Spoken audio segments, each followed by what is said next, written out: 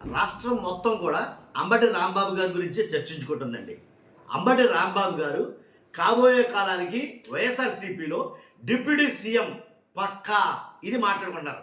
ఏంటి ఇది ఎక్కడి నుంచి వచ్చింది వార్త అనుకుంటారా? నిజమండి. ఎందుకంటే అంబటి సీఎం గారినే సింగిల్గా మరలా నలుగురు ఐదుగురు కాదు, డిప్యూటీ సీఎంగా ఇప్పుడు ఎలాగైతే పవన్ కళ్యాణ్ గారు ఉన్నారో సేమ్ అదే పొజిషన్లో అలాగే డిప్యూటీ సీఎంగా అంబటి రాంబాబు గారు చేస్తారు, చేయబోతున్నారు అని అయితే కనుక కొంతమంది మాట్లాడుకుంటారు రాజకీయ విశ్లేషకులు. అయినా అవ్వచ్చు. ఎందుకంటే రాజకీయం ఏంటిది, ఎలా అంటే రెక్కల గుర్రం ఎప్పుడైనా ఎగిరిపోవచ్చు, ఎలాగైనా ఎగరవచ్చు, దాంట్లో ఎలాంటి డౌట్ లేదు. కాబట్టి అంబటి రాంబాబు గారు డిప్యూటీ సీఎం ఒక్కసారి ఊహించండి. దీనికి కారణం ఎవరు అసలు? ఎందుకని ఇప్పుడు అంబటి రాంబాబు గారికి అంత హైప్ వచ్చింది అని మాట్లాడితే, రాజకీయంగా చాలా అనుభవం ఉన్నటువంటి వ్యక్తి అంబటి రాంబాబు గారు. కానీ ఆ అనుభవం కావచ్చు, రాజకీయంగా ఆయన ఎదుగుదల కావచ్చు, ఇవన్నీ ఒక ఎత్తు. ఎవరు గుర్తించలా నన్ను అడిగితే కనుక, అంత గుర్తింపే రాలేదు నన్ను అడిగితే. ఫ్రాంక్గా మాట్లాడాలంటే ఎప్పటిదాకా అంబటి రాంబాబు గారికి తగినటువంటి గుర్తింపు రాలేదు అని అయితే నేను అంట. రాష్ట్రం మొత్తం ఒకసారి అంబటి రాంబాబు గారి గురించి ఆలోచించడం మొదలెట్టింది, ఆయన గురించే మాట్లాడుకోవడం మొదలెట్టింది.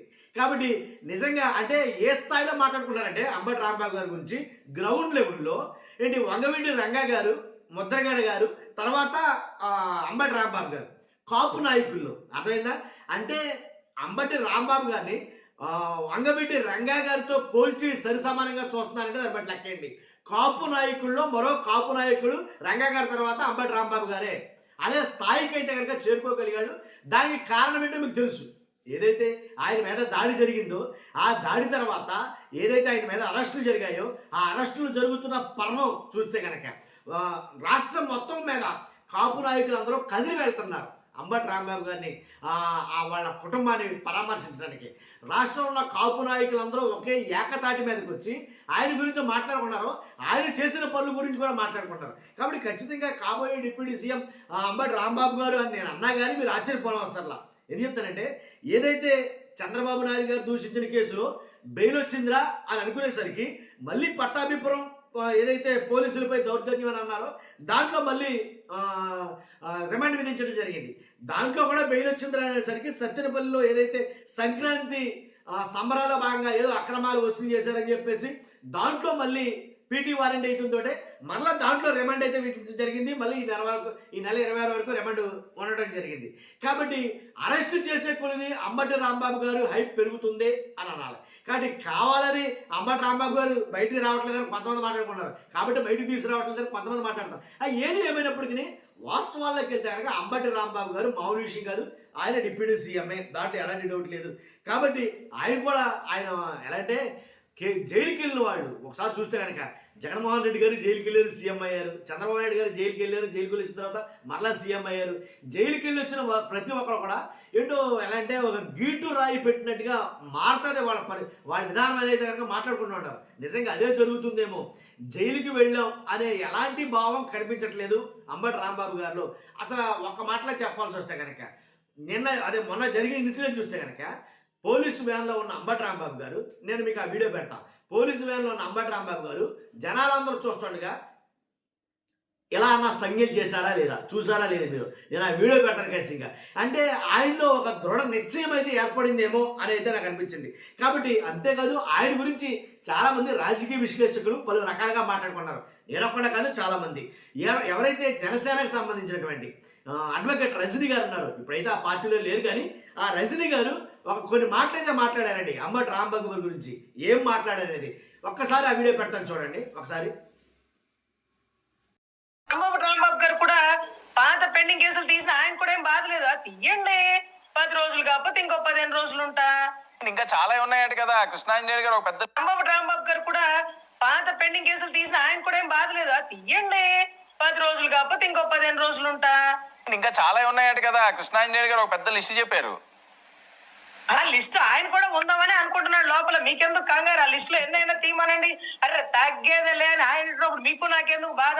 సరే ఏదో గొడవ జరిగింది అనుకున్నాడు, కానీ నిప్పు పెట్టేదాకా వెళ్ళి నన్ను ఈసారి డిప్యూటీ సీఎం దాకా ఇస్తారేమో మా జగన్ అన్న, అందులోనూ టైగర్ అన్నాడు కదా అని అతను కూడా సంతోషపడుతున్నాడు. రాంబాబు గారు వాళ్ళకి మంచి చేసినారు, వీళ్ళకి మంచి అనుకుంటున్నాడు లోపల. మీకెందుకు కంగారు? ఆ లిస్ట్ లో ఎన్నైనా తీయమనండి. అరే తగ్గేదే లేని ఆయన ఇంటినప్పుడు మీకు నాకెందుకు బాధ? సరే ఏదో గొడవ జరిగింది అనుకున్నాడు కానీ నిప్పు పెట్టేదాకా వెళ్ళి నన్ను ఈసారి డిప్యూటీ సీఎం దాకా ఇస్తారేమో మా జగన్ అన్న, అందులోనూ టైగర్ అన్నాడు కదా అని అతను కూడా సంతోషపడుతున్నాడు. రాంబాబు గారు వాళ్ళకి మంచి చేసినారు, వీళ్ళకి మంచి, ఎక్కడెక్కడ వాళ్ళందరూ బయటకు వస్తున్నారు. మాకు అలా ఉపయోగపడ్డాడండి, మేము మాట్లాడలేం వ్యతిరేకంగా అంటూ వస్తున్నారు. సో ఆ ఈక్వేషన్స్ ఏంటో మాకైతే అర్థం కాలే. రోజు రోజుకి పరిణామాలు మారుతూ ఉన్నాయండి.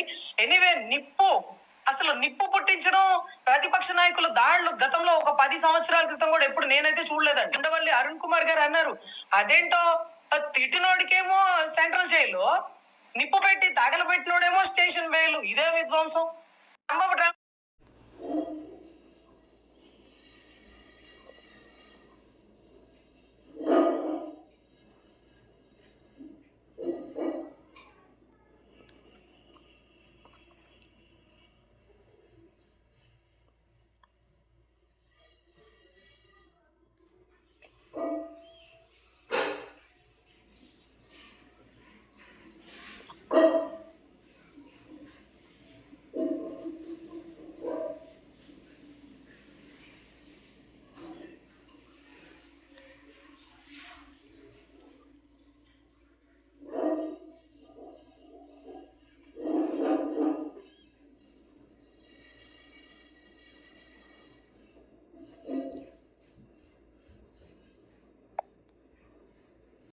చూసాం కదా రజనీ గారి వ్యాఖ్యలు, అంబటి రాంబాబు. నిజమే, అవన్నీ వాస్తవాలే.